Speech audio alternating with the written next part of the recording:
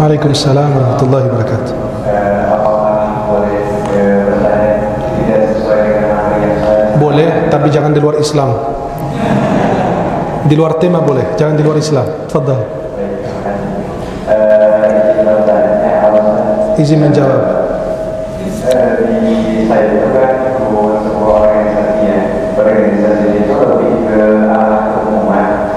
Nah, di organisasi itu disuruh untuk mengucapkan selamat kepada umat lain mengenai hari-hari tersebut. Nah, sedangkan yang saya ketahui kan itu dari perbolehkan, akan tetapi mereka memiliki alasan bahwasanya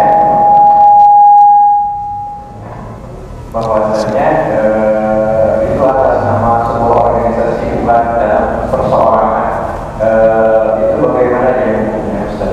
Terima kasih. Siap, barakallahu fiik.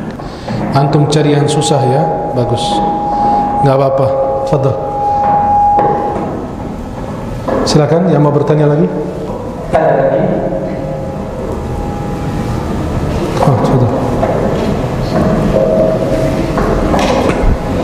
Bismillahirrahmanirrahim. Syekh, tentu saja saya belakangan ini sudah melihat bahwa ada gerakan di Jamiah Islam di Indonesia mengenai jemaah tabligh. Bagaimana pendapat Syekh mengenai gerakan jemaah ini? Siap, barakallahu fiik. Jazakallahu Barakallah. Pertanyaan tajam-tajam semua. Untuk iman,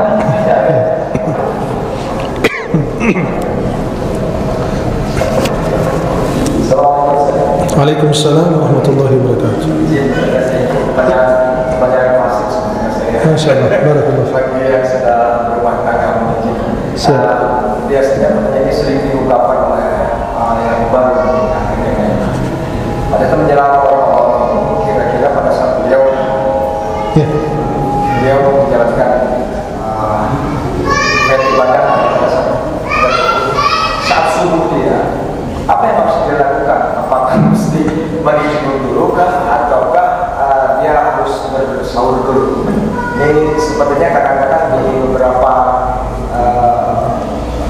kajian ilmu di daerah-daerah itu agak sulit untuk dijelaskan oleh para kiai. Terima kasih, saya mohon. Barak. Siap. Barakallahu fiik. Silakan lanjut, siapa yang bertanya?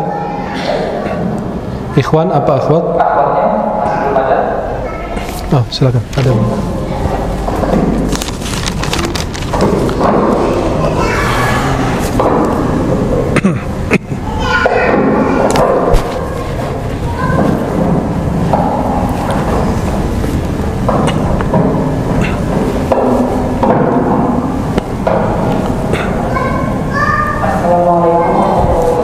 Waalaikumsalam warahmatullahi wabarakatuh. Bertanya Pak Ustaz, Nah, silakan.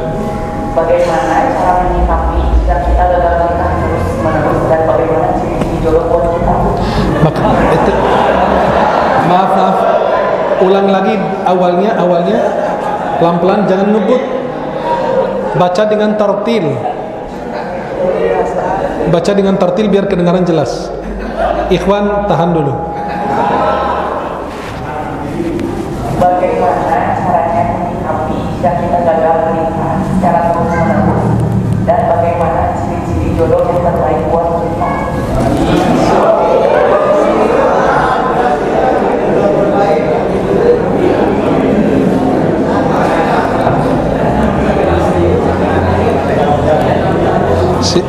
Silakan, ada yang bertanya lagi?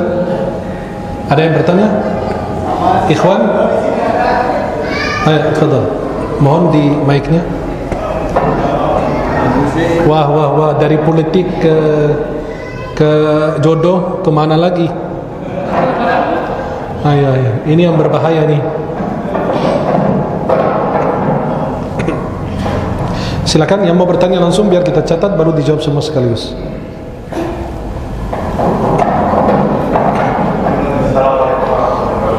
Waalaikumsalam warahmatullahi wabarakatuh. Begini Pak, saya kan tidak ini dengan baik dengan Allah.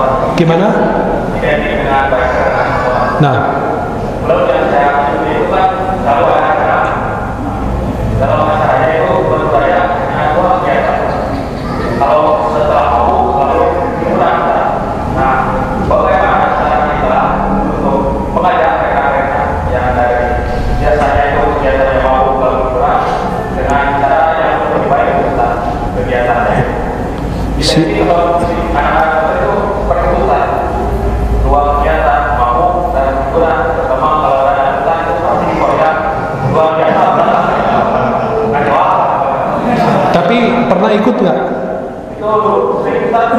Allah. Bagus. Berarti kamu udah dapat. Anak belum pernah. Saya salut sama kamu.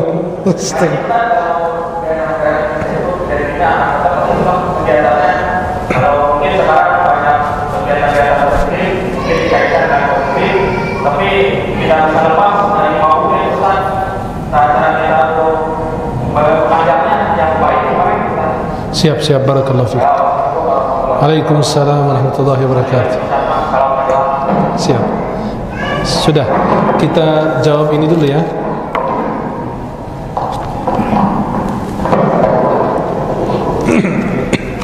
Bismillahirrahmanirrahim. Pertama, menjauhkan diri dari maksiat. Cara menjauhkan diri maksiat, jaga sholat. Sholat. Kenapa?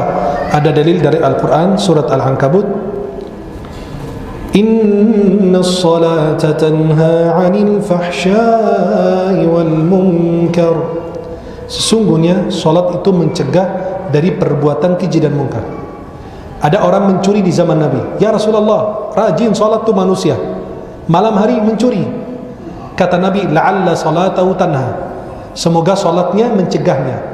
Lama-lama hati nurani akan mencegah dia. Jelas? Menjauhi maksiat, jaga sholat. Karena berdasarkan hadis Rasulullah tadi sama ayat surat Al-Ankabut. Wallahu a'lam bishawab.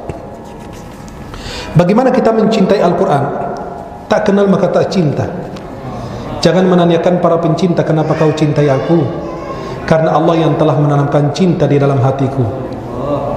Tanamkan cinta kepada Al-Quran. Maka tak kenal Al-Quran, maka tidak bisa mencintainya. Benar gak? Ini wanita hebat, salihah, hafiz Quran. Jadi dia jatuh cinta karena kita sudah mengenalnya. Kalau antum cuma lihat wajahnya doang, mungkin terpesona karena kecantikannya, karena keindahannya. Tapi kalau antum mengenal bahwa wanita cerdas, salihah, kaya, anak tunggal, yatim, wah hebat sekali, ya. Maka itulah, tak kenal maka tak sayang. Cinta Al-Quran, kenali Al-Quran dulu.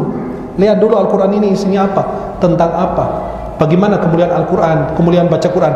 Maka saya menulis 2 kitab dalam bahasa Indonesia. Yang pertama, kemuliaan Ahlul Quran, keutamaan baca Quran, keutamaan surat dalam Al-Quran. Yang ketiga, apa pengaruh menjadi hafiz Quran. Kitab kedua, ada penghafal dan pengajar Quran. Jelas?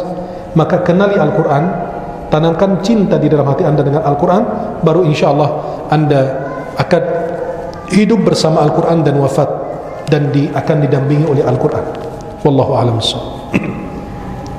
Bagaimana menjadi pemuda yang bermanfaat? Selalu mengajak kepada kebaikan. Nabi bersabda, khairun nas anfa'uhum linnas. Sebaik-baik manusia adalah manusia yang bermanfaat buat orang lain. Apa yang antum mau berbuat? Menjadi perantara untuk kebaikan, kajian, buat grup, buat teman-teman biar jadi dekat dengan Allah. Coba cari manfaat apa yang antum bisa berikan kepada orang lain. Jelas? Memberi makanan kepada binatang aja dapat pahala, apalagi memberinya kepada manusia. Menjadi jembatan kebaikan saja. Maka mau menjadi pemuda yang bermanfaat, jadi menjadi jembatan untuk kebaikan.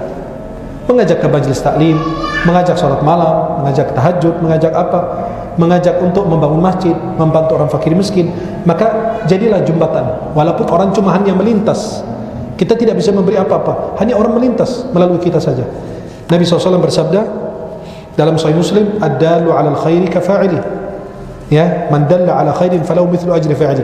Barang siapa menunjukkan kepada sebuah kebaikan, sama dengan dapat pahala sama dengan orang yang mengerjakannya. Maka kalau antum share tentang kajian malam ini, tiba-tiba antum nggak datang, tapi yang antum share ke dia, malah dia datang, antum dapat pahala dari dia. Jelas? Wallahu a'lam.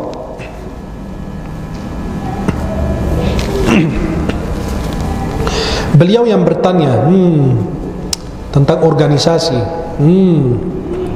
pengucapan ya selamat Natal atau selamat mati atau apalah gitu, ya. Jadi orang yang mengucapkan selamat Natal itu jadi khilafiyah ulama. Saya bicara ilmu, jangan dipelintir oleh orang-orang yang jahil, orang yang bodoh, dipotong dia bilang begini begitu.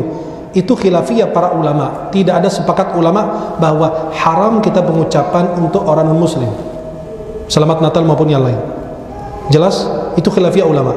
Kalau di Mesir, saya bicara Mesir ya, dan itu lembaga ulama, Darul Ifta dan Al-Azhar di Mesir membolehkan kalau dia tetangga kita, kawan kita, mengucapkan selamat aja. Ya, bukan selamat atas kelahiran Yesus atau naiknya Yesus, turunnya Yesus, bukan. Seperti Anda datang ke dia pernikahan, ucapkan selamat. Udah, kan boleh. Dia sakit, Anda menjenguknya, boleh. Kan Nabi menjenguk orang sakit. Jadi ada ulama membolehkan dan ada ulama yang melarang. Kalau dia orang kayak gubernur, dia mengucapkannya, dia ini bukan masalah dia muslim atau tidak, tapi dia atasan daripada semua rakyat ini. Ada yang muslim, ada yang tidak. Untuk menjaga keutuhan negara, persatuan negara, mereka mengucapkannya. Jadi itu terjadi khilafiyah ulama. Ada yang membolehkan, ada yang tidak. Kalau Anda ikut bersama ulama yang membolehkan, tafadhal, silakan. Tapi jangan menyalahkan yang melarang, atau yang melarang jangan menyalahkan yang membolehkan. Jadi itu khilafiyah kok. Jelas? Allah berfirman, la yanhaakumullahu 'anil ladzina lam yuqatilukum fid din wa lam yukhrijukum min diyarikum an tabarruhum wa tuqsitu ilaihim. Allah tidak pernah melarang kalian berbuat baik kepada mereka yang tidak pernah memerangi agama kalian, mengusir kalian dari negeri kalian. Akan tetapi Allah melarang kalian berbuat baik kepada mereka yang telah mengganggu akidah kalian, mengusir kalian dari negeri kalian. Jelas ya, akhi? Maka itu pengucapan antum bilang organisasi. Organisasi itu politik, bukan urusan agama. Beda kalau MUI dan lain sebagainya. Jelas? Maka itu jadi khilafiyah para ulama. Itu jujur, itu saya sampaikan ilmu. Khilafiyahnya ada. Ulama membolehkan, ada juga yang melarang hal demikian. Silakan ikut mazhab mana saja, boleh, tafadhal. Saya nggak bisa memaksa Anda ikut mazhab A atau B.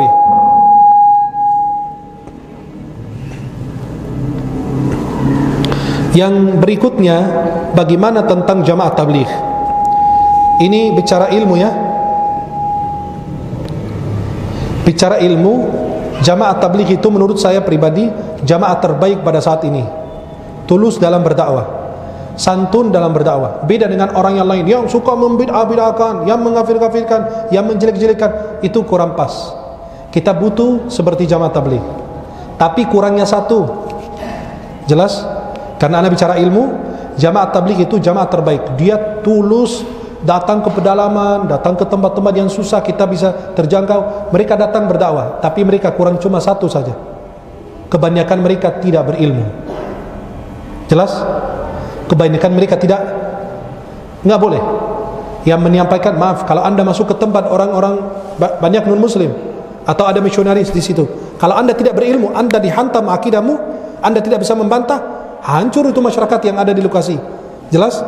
Maka jamaah tabligh itu jamaah terbaik. Tapi saya pribadi, memang di antara mereka ada ulama, almarhum Kiai Tengku Zulkarnain, jamaah tabligh, dan banyak ulama-ulama lain jamaah tabligh, nggak masalah. Saya bicara kepada awam mereka. Kebanyakan mereka itu tidak berilmu. Kalau Anda berilmu jadi jamaah tabligh, itu top. Kenapa? Rela berjalan, bawa tas, bawa koper, ikhlas, tulus, menghancurkan hawa nafsunya, ego yang ada dalam hatinya. Itu hebat mereka, hebat sekali, betul. Nggak ada tandingannya sekarang. Beda dengan orang yang mengajarkan sunnah tapi keras, tidak mau begitu.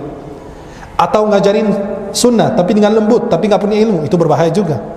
Jadi yang ini ekstrim dalam menyampaikan dakwah, yang ini ekstrim dan tidak punya ilmu. Ya, maka jamaah tabligh itu jamaah yang Anda lihat saat ini sangat bagus sekali. Tapi sayang sekali kebanyakan di antara mereka tidak berilmu. Kalau mereka membekali diri dengan ilmu, itu bagus. Kadang-kadang baca hadis dari kitab Fadhailul Amal atau apa, kemudian mereka jelaskan. Mungkin yang jelaskan itu nggak tahu berilmu apa enggak. Ya, mudah-mudahan berilmu. Ya, dan wajib kita terus belajar. Wallahu a'lam bishawab. Masalah tentang mandi junub terlebih dahulu atau sahur terlebih dahulu. Sebenarnya masalah junub itu tidak mempengaruhi puasa. Kalau antum ini junub sampai azan subuh, tidak mempengaruhi puasa, berdosa saja. Kenapa? Karena menunda waktu salat subuh. Kalau ada orang junub berhubungan kepada istri, kemudian bablas tidur bangun jam 7, nah, tidak batal puasanya, tapi berdosa karena menunda waktu salat subuh. Itu saja. Ya, maka kalau antum mau bilang sahur dulu atau mandi dulu, Kalau mandi bebek, mandi dulu. Mandi guyuran cepat itu, hitungan detik, ya, silakan. Tapi kan nggak bisa, karena ada sunnah-sunnahnya yang harus dijaga. Maka kalau anda saat sahur dalam kondisi junub nggak masalah. Puasa dalam kondisi junub juga, maaf, udah masuk waktu subuh, antum masih junub, nggak masalah. Ya, tapi sahur dulu boleh, kemudian mandi. Udah azan subuh, boleh, baru mandi, nggak masalah. Seperti Nabi Muhammad SAW, bangun pagi hari masih junub, jelas, masih junub, kemudian beliau mandi, baru salat subuh. Wallahu a'lam bissawab. Nah, ini yang masalah yang rumit, menghadapi, menyikapi gagal menikah. Gagal menikah kenapa, bosku? Berarti ada yang salah. Mungkin ada yang harus dievaluasi, harus introspeksi diri. Apa yang di dalam diriku membuat aku selalu gagal mendapatkan calon penghuni surga ini? Gimana? Apa yang membuat saya gagal terus? Bisa jadi dari sikap, dari penampilan, jelas. Maka saya bikin kajian di YouTube namanya Amalan Agar Segera Mendapatkan Jodoh. Ya iya, tuh yang sudah nikah jangan ini dulu, kasih kesempatan yang lain. Jangan diborong habis semua. Pas yang jomblo cari udah habis. Ya. Nah, jadi gagal menikah itu bisa jadi karena sikap, bisa jadi karena izin Allah, bisa jadi karena kelakuan kita, jauhnya kita dari Allah, atau durhaka kepada orang tua, bisa menjadi sebab juga. Maka di situ saya jelaskan kenapa kita kadang-kadang nikahnya telat. Karena mungkin penampilannya kurang rapi, jadi laki-laki nggak tertarik. Bahasanya kasar, ngomong di depan laki-laki kayak satpam. Ya, nah takut, belum nikah aja udah satpam, gimana habis nikah? Nah, itu jadi ada hal-hal yang harus kita introspeksi dan harus kita perbaiki. Bisa jadi karena diguna-guna, disihir. Ya bisa jadi. Kan itu ada namanya sihir ta'tiliz zawaj.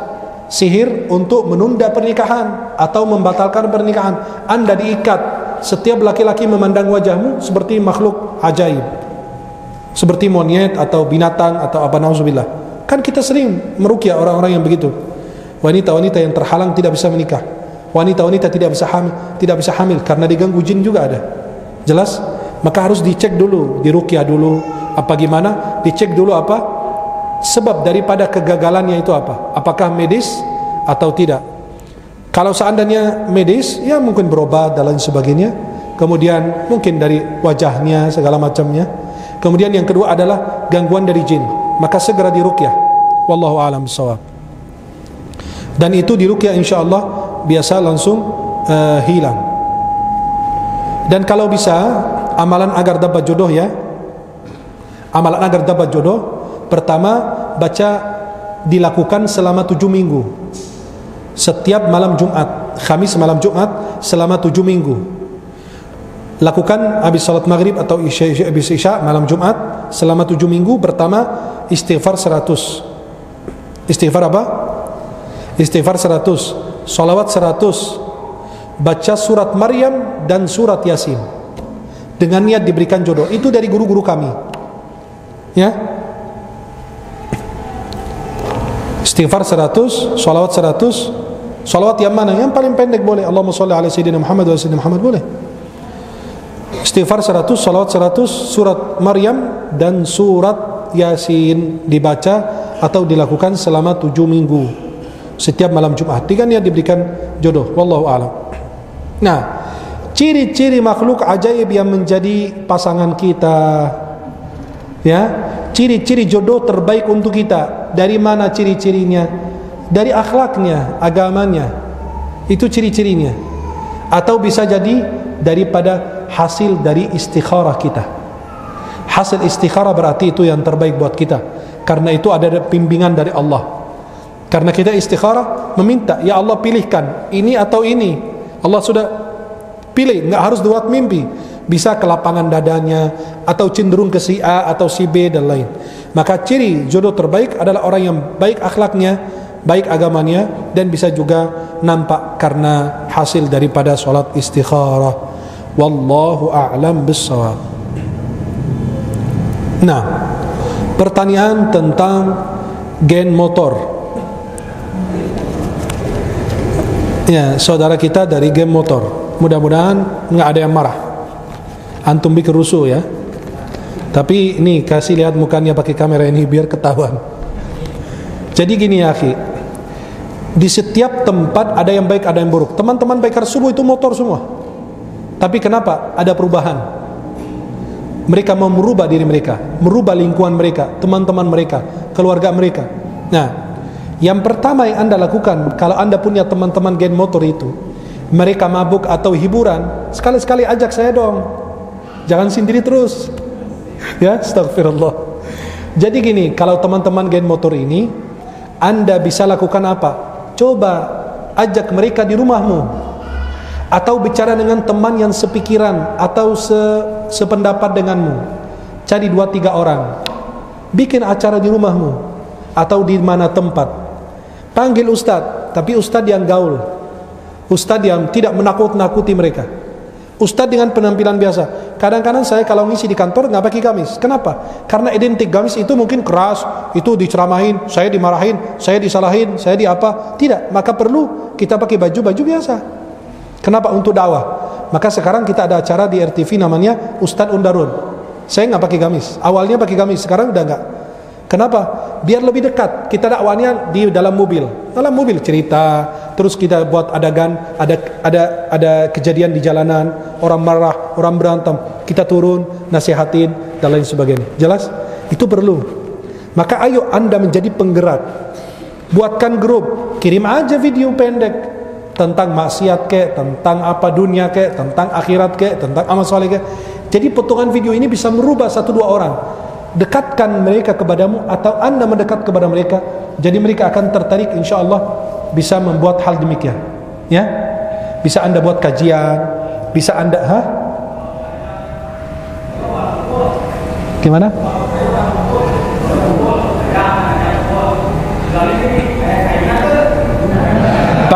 Pakai bahasa astagfirullahalazim.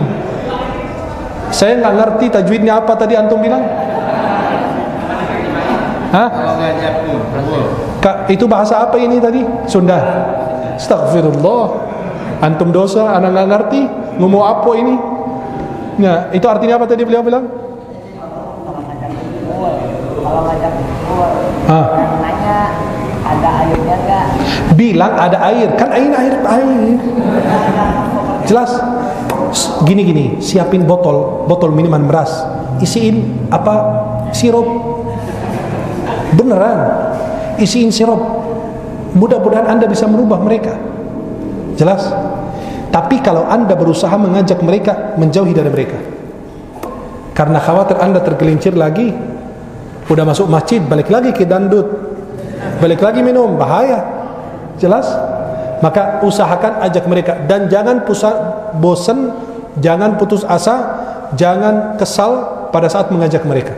Wa tawassaw bil haqqi wa tawassaw bis sabr. Perlu kesabaran. Sabar. Ya, sabar sehari, 2 hari, seminggu, 2 minggu. Jangan putus asa dari rahmat Allah. Terus ajak mereka. Kalau mereka bilang mau kumpul, kemudian bilang ada minum, ada air.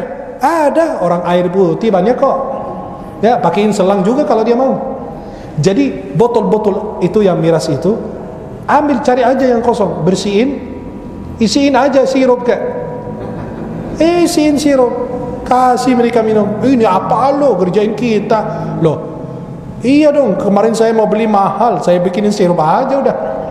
Jadi itu mudah-mudahan menjadi perubahan. Ya, Anda bercanda juga kan? Insya Allah juga niat baik Anda tidak akan disia-siakan oleh Allah. Jelas? Ya, wallahu a'lam. Lagi mau kaji suatu kitab atau tapi sambil merokok atau gimana itu gimana? Oh, ngaji kitab sambil merokok, ajaib.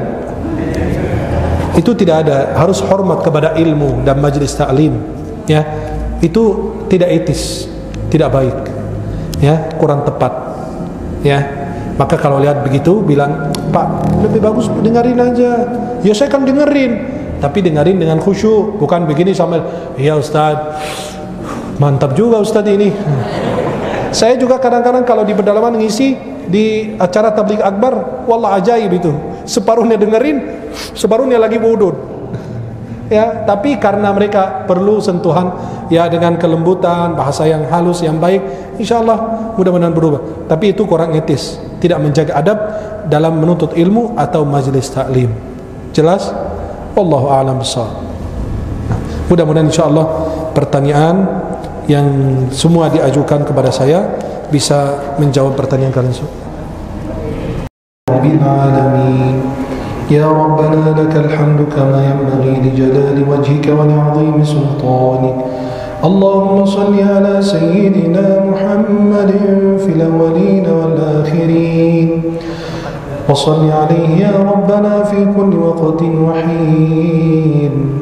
Allahumma ighfir lana wa liwalidayna warhamhuma kama rabbayana shighara.